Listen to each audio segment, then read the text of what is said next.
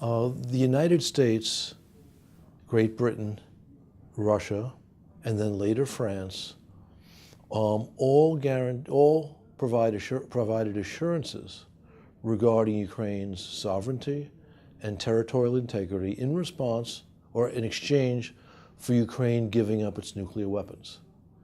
And at the time Ukraine gave up its nuclear weapons, it had the third largest nuclear arsenal in the world. Now, the United States in negotiations made it clear that it was giving assurances and not guarantees. And the difference between these two words is actually significant. Guarantees mean that the United States was in fact guaranteeing that Ukraine's borders would not change. Assurances is not quite that ironclad. And assurances, even though the word sounds similar to guarantees, does not mean a legal obligation on the part of the United States to make sure that Ukraine's borders did not change. So technically, the United States, in its relatively weak response to the Kremlin's seizure of Ukrainian territory, was not in violation, in a legal sense, of the Budapest Memorandum. But of course, what I said is legal gobbledygook.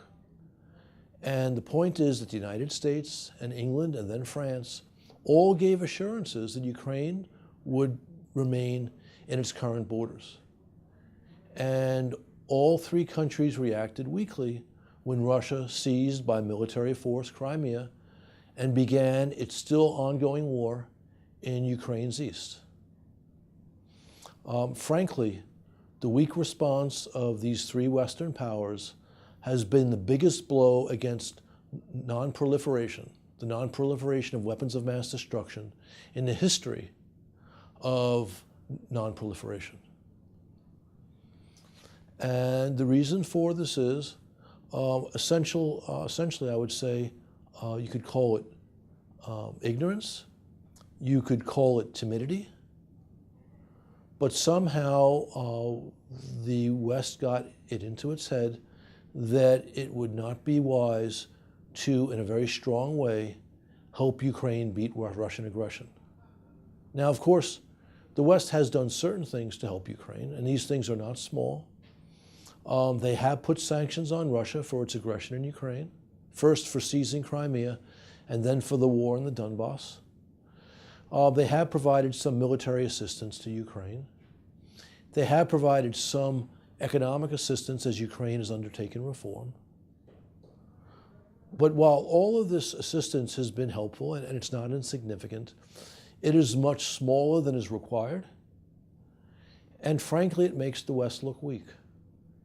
There's no reason why we should not be providing Ukraine with lethal defensive weapons to make the Russian aggression in Ukraine much more painful for Moscow, and to deter further Russian aggression in Ukraine.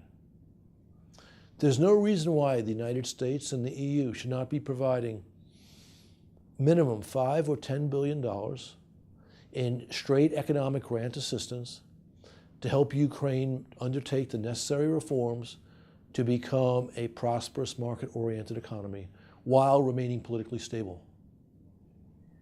The reasons we have not done this is because of short-sightedness and timidity.